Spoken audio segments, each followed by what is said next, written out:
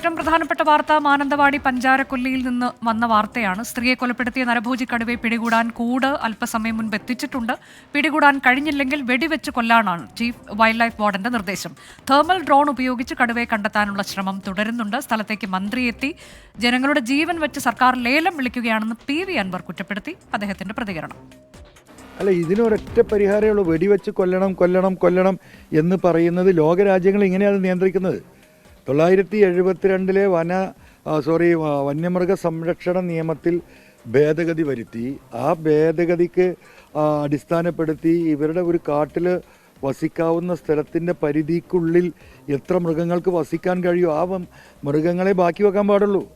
ഇപ്പം മനുഷ്യരുടെ ജനസംഖ്യ വർദ്ധിക്കുന്നത് എന്ന് പറഞ്ഞിട്ടാണ് ഇവിടെ ബർത്ത് കൺട്രോൾ ഇംപ്ലിമെൻ്റ് ചെയ്തത്. കാട് ഒരിക്കലും വർദ്ധിക്കുന്നില്ല. സുർജിത്ത് അയ്യപ്പത്ത് വിശദാംശങ്ങളുമായി. സുർജിത്ത്, PV അൻവർ ആ സ്ഥലത്തേക്ക് എത്തിയിട്ടുള്ള പ്രതികരണമാണോ നമ്മൾ കേട്ടത്? നിലവിൽ അവിടുത്തെ പരിശോധന എങ്ങനെയാണ്, തെരച്ചിൽ ഉൾപ്പെടെ? ഇവിടെ നിലവിലിപ്പോൾ വനം വകുപ്പ് കൂട് സ്ഥാപിക്കുന്നതാണ് നമുക്ക് ഈ ദൃശ്യത്തിൽ ഇപ്പോൾ കാണാൻ കഴിയുന്നത്. അതായത് ഈ പഞ്ചാരക്കൊല്ലി എന്ന് പറയുന്ന ഈ പ്രദേശത്ത് കൂട് സ്ഥാപിക്കുന്നു. ഈ കൂട് സ്ഥാപിച്ച ശേഷം ക്യാമറ ട്രാപ്പുകളടക്കം സ്ഥാപിക്കുന്നുണ്ട്. അതിനുശേഷമാണ് ഈ ഡ്രോൺ പരിശോധന അടക്കം ആരംഭിക്കുന്നത്. നേരത്തെ തെർമൽ ഡ്രോൺ പരിശോധന ആരംഭിക്കുന്നത്. ഡ്രോൺ പരിശോധന നേരത്തെ ആരംഭിച്ചതാണ്. നമുക്ക് ദൃശ്യത്തിൽ കാണാം, ഒരു ഭാഗത്ത് കൂട് സ്ഥാപിക്കുന്ന ആ നീക്കം സജീവമായ രീതിയിൽ തന്നെ മുന്നോട്ട് പോയിക്കൊണ്ടിരിക്കുന്നു. ഇതിൽ ജീവനുള്ള ആടിനെ വെക്കാനാകും ഒരുപക്ഷെ നീക്കം നടക്കുക. നേരത്തെയും അങ്ങനെ തന്നെയാണ് നീക്കം ഉണ്ടായിട്ടുള്ളത്. സ്വാഭാവികമായും കടുവ ഇവിടേക്ക് വന്ന് കയറും എന്നുള്ള ഒരു അത്തരത്തിലുള്ള പ്രതീക്ഷയാണ് വനംവകുപ്പിനെ സംബന്ധിച്ചുള്ളത്. മറുഭാഗത്ത് വനംവകുപ്പ് ഉദ്യോഗസ്ഥർ ക്യാമറ ട്രാപ്പുകളുമായി നിൽക്കുന്നുണ്ട്. കൂടുതൽ ക്യാമറ ട്രാപ്പുകൾ പല ഭാഗങ്ങളിൽ നിന്നായി എത്തിച്ചിട്ടുണ്ട്. എന്തായാലും ആ ദൗത്യം ഇവിടെ പുരോഗമിച്ചുകൊണ്ടിരിക്കുകയാണ്. എന്തായാലും ഡെപ്യൂട്ടി റേഞ്ച് ഓഫീസറായിട്ടുള്ള ജയേഷ് ജോസഫിനാണ് ഇതുമായി ബന്ധപ്പെട്ട ഈ RRT ചുമതലയുള്ളത്. എങ്ങനെയാണ് നമ്മുടെ ഒരു നിലവിൽ നമ്മളിപ്പോൾ കൂട് സ്ഥാപിച്ചിരിക്കുകയാണ്. ഒരു കൂട് സ്ഥാപിച്ചിരിക്കുകയാണ്. അതിൽ ജീവനുള്ള ഏരിയനെ വെച്ച് സുരക്ഷിതമായിട്ട് ജീവനുള്ള ഏരിയയിൽ വെച്ച് കൂടുതൽ കിട്ടുമെന്ന് പരിശ്രമിക്കുന്നു. ഒപ്പം ഡോക്ടർ എത്തിയതിന് ശേഷം ഡാർട്ട് ചെയ്ത് പിടികൂടാൻ കഴിയുമെന്നും സാധ്യതയും പരിശോധിക്കുന്നുണ്ട്. എന്തിനേലും കൂടിൻ്റെ ആവശ്യമുണ്ട്. ഡാർട്ട് ചെയ്താലും കൂടിൽ കയറുകയാണെങ്കിലും കൂടിൻ്റെ ആവശ്യമുള്ളതുകൊണ്ട് കൂട് നിലവിൽ എത്തിച്ചിട്ടുണ്ട്. ഇനി കൂട് ആവശ്യമുണ്ടെങ്കിൽ വേറെ എത്തിക്കും.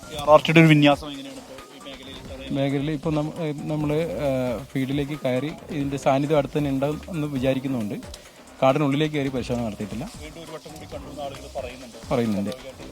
അതെ അതെ അതെ സ്വാഭാവികമായിട്ട് ഇരയുടെ അടുത്തേക്ക് എപ്പോഴും വരാനുള്ള സാധ്യതയുള്ളതുകൊണ്ട് ഇനിയും സാധ്യതയുണ്ട്. മറ്റ് സംവിധാനങ്ങൾ തെർമൽ ഡ്രോൺ ഇവിടെ വിസിബിൾ അല്ല. കാട് കാനോപ്പി വളരെ നല്ല നിലയിലുള്ളതുകൊണ്ട് അടിക്കാടുകൾ വിസിബിൾ ആവില്ല. അതുകൊണ്ട് ഡ്രോണിൻ്റെ സാധ്യത കുറവാണ്. അതുകൊണ്ടാണ് ഇങ്ങനെ ഒരു അതെ അതെ അതെ കയറി പരിശോധിക്കാൻ തന്നെ വേണം. എന്തായാലും കയറിയുള്ള പരിശോധന, വനത്തിനകത്തേക്ക് കയറിയുള്ള പരിശോധന സ്വാഭാവികമായും തുടരും. അതോടൊപ്പം തന്നെ ഈ കൂടുതൽ ഇവിടുത്തെ ഈ സസ്യജാലങ്ങളുടെ സാന്നിധ്യം കൂടുതലുള്ള പ്രദേശമാണ്. അതായത് ഉൾക്കാടുകൾ കൂടുതലുണ്ട് എന്നുള്ളതുകൊണ്ട് തന്നെ തെർമൽ ഡ്രോൺ പരിശോധനയും സാധാരണ ഡ്രോൺ പരിശോധനയും പ്രായോഗികമായ ഒന്നാകില്ല എന്നുള്ളതാണ് ഇവിടുത്തെ ഒരു ഭൂമിശാസ്ത്രം വെച്ച് പറയുന്നത്. തോട്ടങ്ങളാണ്, ഇത് ഇടതൂർന്ന കാടുകളാണ്, ഇല്ലിക്കാടുകളാണ്, വലിയ മരങ്ങളുണ്ട്. സ്വാഭാവികമായും അതിനടിയിൽ കടുവ സാന്നിധ്യമുണ്ടെങ്കിൽ അത് തിരിച്ചറിയുക എന്നുള്ളത് ഏറെ ബുദ്ധിമുട്ടുള്ള സങ്കീർണമായ രീതിയാണ്. അതുകൊണ്ട് തന്നെയാണ് ഇത്തരത്തിൽ ഉള്ള ഒരു പരിശോധനയേക്കാൾ കൂടുതൽ ഈ കൂട് വെച്ച് പിടികൂടുക എന്നുള്ള തരത്തിലേക്ക് പോകുന്നത്. ഇതിനിടയിൽ കടുവയെ ഏതെങ്കിലും തരത്തിൽ കോമ്പിംഗ് നടക്കുമ്പോൾ മുന്നിൽ കിട്ടിയാൽ സ്വാഭാവികമായും വെടിവെക്കുക എന്നുള്ള തരത്തിലേക്ക് തന്നെ വനംവകുപ്പ് കടക്കും എന്നുള്ളതാണ് നമുക്ക് പറയാൻ കഴിയുന്നത്. ഇപ്പോൾ നിലവിൽ ബത്തേരി ഭാഗത്തു നിന്നും ഒപ്പം ചതുരത്ത് റേഞ്ചിന് കീഴിലുള്ള വനംവകുപ്പ് ഉദ്യോഗസ്ഥരും വയനാട് സൗത്തിന്റെ ഭാഗമായ ഉദ്യോഗസ്ഥരാണ്. ഈ വയനാട് വൈൽഡ് ലൈഫിന്റെ ഭാഗമായിട്ടുള്ള ആ പ്രദേശത്ത് ഉദ്യോഗസ്ഥരുണ്ട്. മാനന്തവാടിയിൽ നിന്ന് കൂടുതൽ RRT സംഘം ഇവിടേക്ക് എത്തുന്നു. ഡോക്ടർ അരുൺ സക്കറിയ അല്പസമയത്തിനകം തന്നെ ഇവിടേക്ക് എത്തും. ഇവിടേക്കുള്ള യാത്രയിലാണ് അദ്ദേഹം. കഴിഞ്ഞ ദിവസങ്ങളിലായി വനംവകുപ്പിന്റെ തന്നെ വിവിധ ദൗത്യങ്ങൾ, ഉറുങ്ങാട്ടി അടക്കമുള്ള ആ ദൗത്യങ്ങളിൽ പങ്കെടുത്തുകൊണ്ടിരിക്കുന്ന ഒരു സാഹചര്യമുണ്ട്. മാത്രമല്ല ഇവിടെ തൃശ്ശൂരിൽ വെറ്റിലപ്പാറയിൽ ഇറങ്ങിയ ആനയെ ഓടിക്കുന്ന ആ ഒരു ദൗത്യത്തിന്റെ ഭാഗമായിരുന്നു അരുൺ സക്കറിയ. അപ്പോൾ അതുകൊണ്ട് അങ്ങനെ സജീവമായ രീതിയിൽ തന്നെ വയനാട്ടിൽ നിന്നുള്ള സംഘമാണ് ഈ മേഖലയിലേക്കെല്ലാം തന്നെ ഇത്തരം ദൗത്യങ്ങളുടെ ഭാഗമായി പോകുന്നത്. ഇതിനിടയിലാണ് ഇങ്ങനെ ഒരു അതിദാരുണമായൊരു സംഭവം ഇവിടെ പഞ്ചാരക്കൊല്ലിയിൽ ഉണ്ടായിരിക്കുന്നത്. എന്തായാലും കടുവ കൂട്ടിലാകുമെന്ന് പ്രതീക്ഷിക്കാം. ആ പ്രതീക്ഷ തന്നെയാണ് ഇവർ പങ്കുവയ്ക്കുന്നത്. ഇവിടെ അതിൻ്റെ കൂടൊരുക്കം വളരെ സജീവമായ രീതിയിൽ തന്നെ മുന്നോട്ട് പോകുന്നതാണ് ഈ ദൃശ്യത്തിൽ നമുക്ക് കാണാൻ കഴിയുന്നത്. കൂടുതൽ വനംവകുപ്പ് ജീവനക്കാരെ, വാച്ചർമാരെ എല്ലാം തന്നെ നിയോഗിച്ചുകൊണ്ട് RRT സംഘം ഉൾപ്പെടെ നിയോഗിച്ചുകൊണ്ട് ഈ വനമേഖല കേന്ദ്രീകരിച്ചുള്ള ഒരു തിരച്ചിൽ നേരത്തെ നടത്തിയതാണ്. ഇതിനിടയിൽ മേഖലയിൽ നമ്മൾ ഇവിടേക്ക് എത്തിയ ഘട്ടത്തിൽ അപ്പോഴാണ് ഈ 3 പേർ ഇവിടെ നിന്നും ഓടി പോകുന്നത് കണ്ടത്, ശ്രദ്ധയിൽപ്പെട്ടത്. ഉടൻ തന്നെ അവർ പറയുകയുണ്ടായി, ഞങ്ങൾ വീണ്ടും കടുവയെ കണ്ടു എന്നുള്ള വിവരമാണ് നമ്മളോട് പങ്കുവച്ചത്. അത് അവർ പറയുന്ന വിവരം, കടുവ അതായത് ഈ മൃതദേഹം കിടന്ന പ്രദേശം എന്ന് പറയുന്നത് ഞാനിപ്പോൾ നിൽക്കുന്നതിൻ്റെ ഏതാണ്ട് 150 മീറ്റർ മാത്രം അകലെയാണ്. അവിടേക്കാണ് കടുവ ഇവിടെ നിന്നും രാധയെ വലിച്ചിഴച്ച് കൊണ്ടുപോകുന്നത്. അവിടെ നിന്നാണ് മൃതദേഹം ലഭിച്ചത്. ആ മൃതദേഹം ലഭിച്ച ഭാഗത്ത് നിന്ന്, ആ മേഖലയിൽ നിന്നാണ് വീണ്ടും അവിടേക്ക് ആ സ്ഥലം കാണാൻ വേണ്ടി പോയതാണ് 3 പേർ. ആ പോയ ആളുകൾ ആണ് കടുവയെ വീണ്ടും കണ്ടിരിക്കുന്നു എന്നുള്ള വിവരം നമ്മോട് പങ്കുവച്ചത്. 3 പേർ വളരെ ഭയചകിതരായി വന്ന് പറയുകയായിരുന്നു ഇങ്ങനെ കടുവയെ കണ്ടു എന്നുള്ള കാര്യം അവർ പറഞ്ഞു. അത് കടുവയെ ശരിക്കും നേരിട്ട് കണ്ടു. കാരണം അത് എഴുന്നേറ്റ് നിന്ന് ഒന്ന് ശരീരം കുടയുന്ന തരത്തിലാണ് ആ ഒരു കാഴ്ചയാണ് കാണാൻ കഴിഞ്ഞത്. അത് വയറൊട്ടിയ നിലയിലാണ്, നീളം, ഉയരം ഇതെല്ലാം തന്നെയുള്ള ഒരു കടുവയാണ് എന്നുള്ളതാണ് പറയുന്നത്. ക്യാമറ ട്രാപ്പുകൾ വനംവകുപ്പ് സ്ഥാപിച്ചിട്ടുണ്ട്. ആ ക്യാമറ ട്രാപ്പിൽ ദൃശ്യങ്ങൾ കുടുങ്ങിയാൽ മാത്രമേ ഇത് ഏത് കടുവയാണ് എന്നുള്ളത് സ്ഥിരീകരിക്കാൻ കഴിയുള്ളൂ. കഴിഞ്ഞ ദിവസം അമരക്കുനിയിൽ നിന്ന് പിടികൂടിയ കടുവ, ആ കടുവ എന്ന് പറയുന്നത് കേരളത്തിന്റെ ഡാറ്റാബേസിൽ ഇല്ലാത്ത കടുവയായിരുന്നു. ഒരുപക്ഷെ കർണാടക വനമേഖലയിൽ നിന്നും വന്ന കടുവയായിരിക്കാം എന്നുള്ളത് തന്നെയാണ് അനുമാനിക്കുന്നത്. നമ്മുടെ ഡാറ്റാബേസിൽ ഇല്ലാത്ത വിവരമാണ്. ഒരുപക്ഷെ ഈ കടുവയും അത് ദൃശ്യങ്ങൾ ലഭിച്ചാൽ മാത്രമേ അത് കേരളത്തിന്റെ ഡാറ്റാബേസിൽ ഉള്ളതാണോ, അത് കടുവയുടെ നമ്പർ ഉൾപ്പെടെ അറിയാൻ കഴിയുകയുള്ളൂ. എന്തായാലും പ്രജീഷ് എന്ന യുവാവിനെ വയനാട് സൗത്തിന് കീഴിലുള്ള വാഗേരി എന്നുള്ള സ്ഥലത്ത് വെച്ച് പിടികൂടി കൊലപ്പെടുത്തിയിട്ട് 1 വർഷം തികഞ്ഞിട്ടേയുള്ളൂ. ആ ഘട്ടത്തിലാണ് വീണ്ടും ഒരു കടുവാക്രമണത്തിൽ ഒരാൾ കൂടി കൊല്ലപ്പെടുന്ന അവസ്ഥയിലേക്ക് കാര്യങ്ങൾ മാറിയിരിക്കുന്നത്. ആളുകളെ സംബന്ധിച്ച് വലിയ ആശങ്കയുണ്ട്.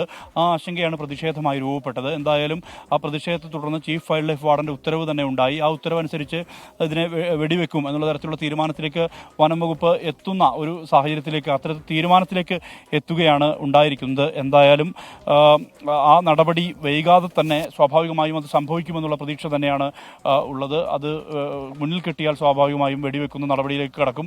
അല്ലാത്ത പക്ഷം ഒരുപക്ഷെ പിന്നീട് ചെയ്യാൻ കഴിയുക, ഒരുപക്ഷെ ഈ കൂട്ടിലേക്ക് വന്നാൽ മയക്കുവെടി അടക്കമുള്ള ആ ഒരു ദൗത്യത്തിലേക്ക് കടക്കും എന്നുള്ള തരത്തിൽ തന്നെ വനംവകുപ്പ് നിലപാട് പങ്കുവയ്ക്കുന്നു. കൂടുതൽ ഉദ്യോഗസ്ഥർ ഇവിടേക്ക് എത്തുന്നു. തെർമൽ ഡ്രോൺ അടക്കമുള്ള സംവിധാനങ്ങൾ ഉപയോഗിച്ച് പരിശോധന നടത്തുന്നു. പക്ഷേ ഇവിടുത്തെ ഒരു ഭൂമിശാസ്ത്രം പുൽപ്പള്ളിക്ക് സമാനമല്ല. പുൽപ്പള്ളി അമരക്കുനിയിലേത് തോട്ടങ്ങളൊക്കെ ഉള്ള ഒരു പ്രദേശമായിരുന്നു. പക്ഷേ ഇടതൂർന്ന തോട്ടങ്ങളല്ല. വീടുകൾക്ക് സമീപത്ത്, ആട്ടിൻകൂട്ടിന് സമീപത്തായിരുന്നു കടുവയുടെ സാന്നിധ്യം തെർമൽ ഡ്രോണിൽ ഉൾപ്പെടെ കാണാൻ കഴിഞ്ഞിട്ടുള്ളത്. എന്തായാലും അതുപോലത്തെ ഒരു ഭൂമിശാസ്ത്ര പ്രത്യേകതയുള്ള ഒരു സ്ഥലമല്ല. ഒരു ഭാഗം നിബിഡ വനമാണ്. ആ വനത്തിൽ വലിയ രീതിയിൽ വൃക്ഷങ്ങൾ വളർന്നു നിൽക്കുന്നുണ്ട്, ഇല്ലിക്കാടുകളുണ്ട്. ഇതിനകത്ത് കടുവ മറഞ്ഞാൽ സ്വാഭാവികമായും കടുവയെ കണ്ടെത്തുക എന്നുള്ളതൊട്ടും പ്രായോഗികമായ ഒന്നല്ല എന്നുള്ളതാണ് വനംവകുപ്പിൻ്റെ മുന്നിലുള്ള ഏറ്റവും പ്രധാനപ്പെട്ട വെല്ലുവിളി. എന്തായാലും കടുവയുടെ ആ ഒരു സാഹചര്യത്തിൽ, കടുവയെ പിടികൂടുക എന്നുള്ള ആ സാഹചര്യത്തിൽ ഈ പ്രദേശത്ത് പഞ്ചാരക്കൊല്ലിയിൽ ഈ നടപടിക്രമങ്ങളുടെ ഭാഗമായി നിരോധനാജ്ഞ പ്രഖ്യാപിച്ചിട്ടുണ്ട്. പഞ്ചാരക്കൊല്ലിയിൽ ഇറങ്ങിയ കടുവയ്ക്കായി വനം വകുപ്പ് ഉദ്യോഗസ്ഥർ കൂട് സ്ഥാപിച്ചിട്ടുണ്ട്. കടുവയെ ഉടൻ പിടികൂടാനാകുമെന്ന പ്രതീക്ഷയിലാണ്, ആത്മവിശ്വാസത്തിലാണ് വനം വകുപ്പ് ഉദ്യോഗസ്ഥർ. തിരച്ചിൽ ഇപ്പോഴും ഊർജിതമായി നടക്കുന്നുണ്ട്.